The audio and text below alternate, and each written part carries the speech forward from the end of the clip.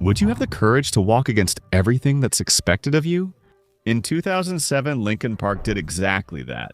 They abandoned the formula that brought them success and created a song that ignited a fan war and accusations of betrayal. But what nobody realized is that the song, What I've Done, actually carried a much bigger message than meets the eye. I'm Guilherme, and you're watching DECIFRAHITS.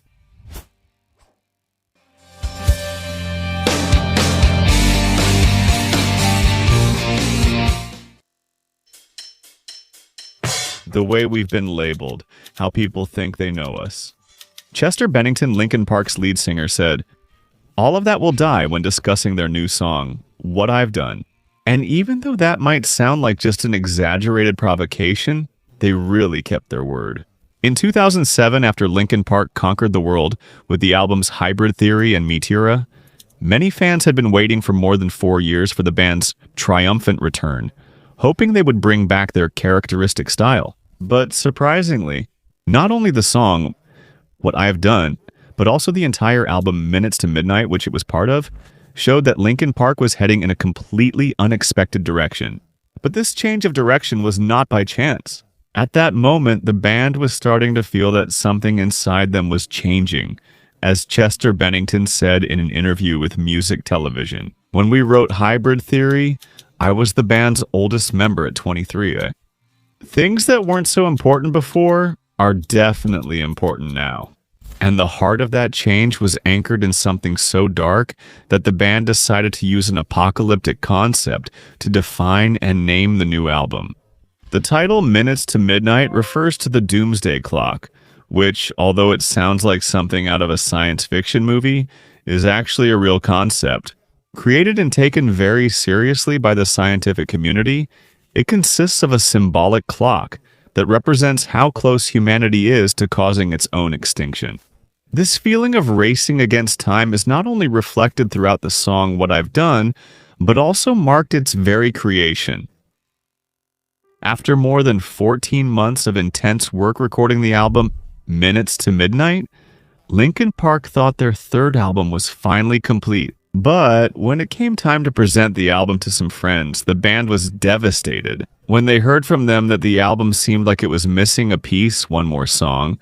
As the original album booklet says, Minutes to Midnight already had a release date. The pressure from the record label was enormous.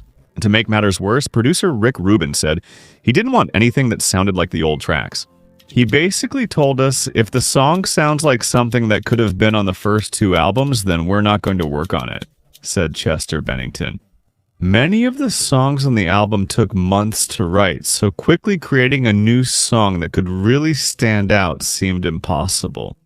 As Mike Shinoda said in a 2007 interview, "That's a real challenge, trying to say, okay, recall everything you've done right in the past year. Songs that took 3, 6, or 9 months to write could suddenly be done in 2 weeks, so it was a bit stressful and pressured." It was at that moment that Mike Shinoda got together with Joe Hahn, the band's disc jockey. They locked themselves in an improvised studio at Mike's house, and in just one night, they created a new demo called Bang 3, which was nothing more than this instrumental. Here.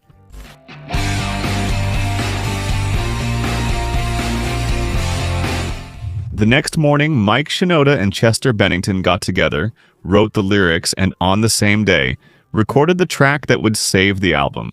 At first, What I've Done was created just to fill a gap, but without them knowing, this song would become a turning point in their career. With the track finished, it was clear that it didn't sound anything like what Linkin Park had done before. We wanted a song that would encapsulate the feeling of the whole thing, and I think this is the song.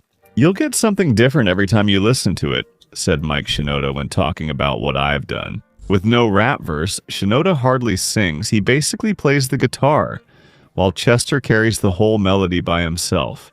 Producer Rick Rubin encouraged this direction, asking the band to leave behind the classic tripled vocals and oversaturated drums to go for something more raw and organic. The idea was to let the emotion speak louder than the production.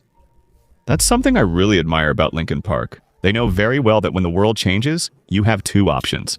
Either you repeat the old formula and fade into oblivion, or you create something new so you don't get left behind. The band called this song a bridge between the old and new Linkin Park, reflecting the major style change. And since they felt that What I've Done perfectly represented the whole concept of the album, they decided that this was the perfect song to release as the first single from Midnight to Midnight. That way, fans would immediately know what direction Linkin Park was taking.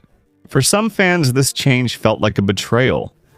For others, it was proof that the band was maturing.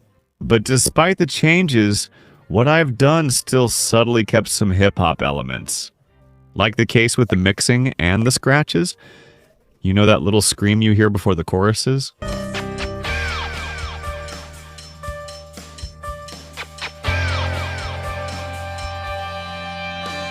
So that's a scratch from the song Get Me Back on Time End, number 9 by Wilson Pickett, a funk soul classic.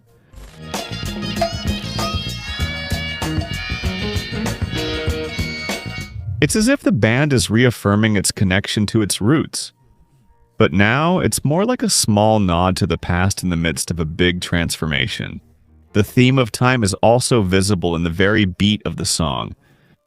Even though the drums as a whole follow a cadence of 120 beats per minute, the isolated kick drum marks exactly 60 BPM. This means that every second, you'll hear the kick drum pulsing. It's like a heartbeat.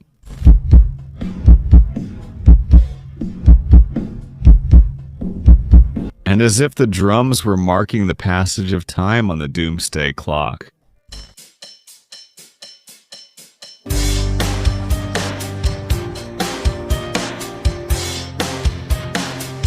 Interestingly, a part of the drums in this song wasn't played by Rob Burden, who was Linkin Park's drummer at the time.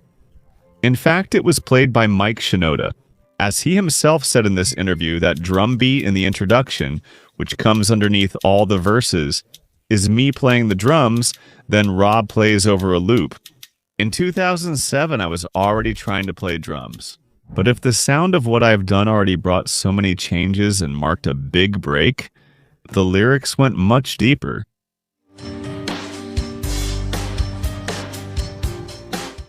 In this farewell, there's no blood or alibi. These lines are a literal goodbye, not to someone else, but to an old self. It's a peaceful and mature farewell, without conflicts, without blood, and without making up excuses, without an alibi. Despite that, the reason for this attitude comes from something much deeper and more painful.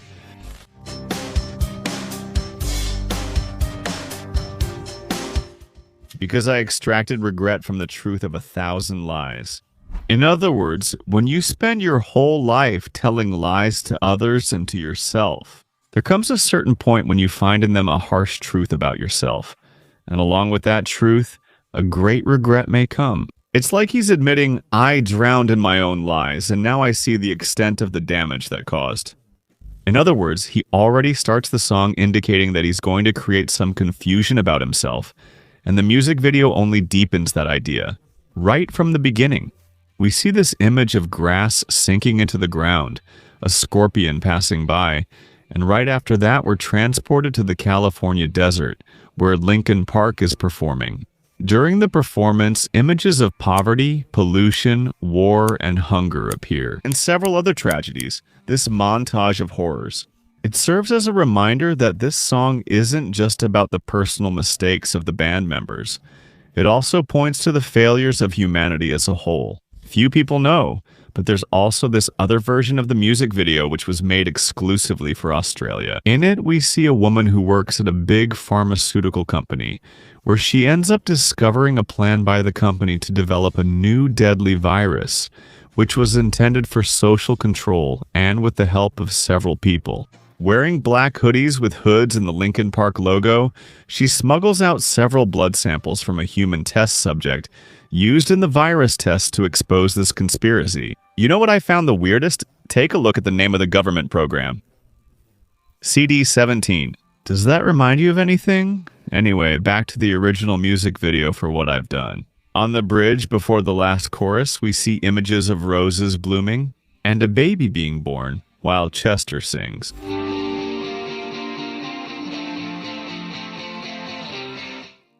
I'm going to start over, and no matter the pain that comes next, it ends today, I'm going to forgive everything I've done.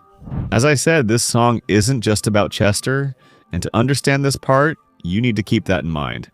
The lyrics in the music video make it very clear that the song What I've Done is also about you and me, about all of humanity. Here, Chester speaks as if he finally understands a painful but necessary truth, that the only way for humanity to succeed, accepting your own past, even if it is dark, forgiving yourself and others, even if they have hurt you, and most importantly, acting for good, even if that action is uncomfortable. Guilt, regret, anger, or sadness are much more uncomfortable in the long run, and that can trap you in a heavy cycle of self-destruction. What will change your direction is recognizing your past, accepting your scars as an important part of your story, and using what hurt you as a compass, not as a chain. The past. It's inevitable to use it as a justification to stay where you are, but turning it into an action to get where you want to go is already a choice. That's why at the end of the video, the grass starts to grow again, suggesting that there's still a chance to start over if we face our shadows the right way.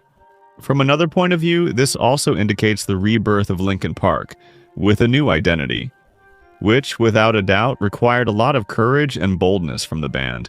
But the risk they took by reinventing themselves paid off far beyond what was expected. When What I've Done hit the radio in April 2007, the song debuted straight into the top 10 of the Billboard Hot 100, reaching the 7th position. That was Linkin Park's biggest debut so far, but the reach of What I've Done expanded far beyond the music charts when the song was chosen to close the movie Transformers. And even though it was a perfect match, everything happened in a very unexpected way. As guitarist Brad Delson said in an interview with Radio 89 Frequency Modulation from Sao Paulo, it was a curious thing because, well, when we were thinking about putting one of our songs in the movie Transformers, director Michael Bay and his team visited our hotel and showed us part of the movie. With our song, we talked and ended up building a relationship between Linkin Park's songs and the movies, actually. I liked Michael Bay's strategy of showing a little bit of the song to convince the guys. Because what movie doesn't get better with that chorus drop from What I've Done? No surprise this became an internet meme.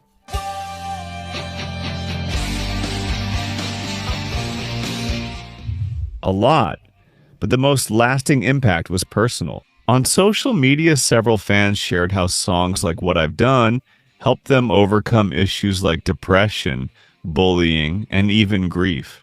This fan, for example, said that when she felt hopeless, she found inspiration in Chester's lyrics, whom she considered an angel who brought music back to her heart, inspiring her to start writing again. Another fan said the music reminded him that we all make mistakes, but all we can do is try to get better, meaning make better and more positive choices for ourselves. This healing ability ended up turning What I've Done into a powerful ritual of collective self-forgiveness. The most amazing thing is that even though the song was born almost as an improvisation, it ended up summarizing everything Linkin Park stood for. Professional courage, the honesty to face your own flaws, and the willingness to ask for forgiveness. The band wasn't afraid to take risks when they realized their old path had come to an end. They risked losing fans, risked being accused of betrayal, and in the process, created an anthem that transcended generations. But while millions sang about starting over, the person who gave voice to this plea for forgiveness was battling silent demons, fighting a struggle that would forever change the meaning of this song. The song What I've Done took on unexpected weight on July 20, 2017. Chester Bennington, who turned his personal demons into art, unfortunately chose to leave this world. This tragedy exposed a gap that existed between that voice that captivated crowds and the man who had always fought since childhood to heal deep wounds. Chester was abused in childhood and fought for a long time against drug and alcohol addiction. He confessed to having developed serious depression because of this trauma. After becoming famous, these ghosts became the raw material for his music, including What I've Done, which now also sounded like a cry for help for the band. The loss was devastating, but it also brought a calling. In an open letter, Mike Shinoda acknowledged that the demons that took Chester away, unfortunately, were part of the package, and it was precisely the genuine way he sang about those demons that made the whole world love him. After the singer's death, the central message of "what I've done," recognizing mistakes, asking for forgiveness, and starting over, gained a new meaning. The words "I'll face myself" started to sound like a promise that, unfortunately, Chester Bennington couldn't keep. And in a way, every time the chorus of this song echoes, he's reminding us that no one is immune to pain. Accepting our shadows is the first step to overcoming them. And it's exactly about these shadows that Linkin Park talks about in this song here.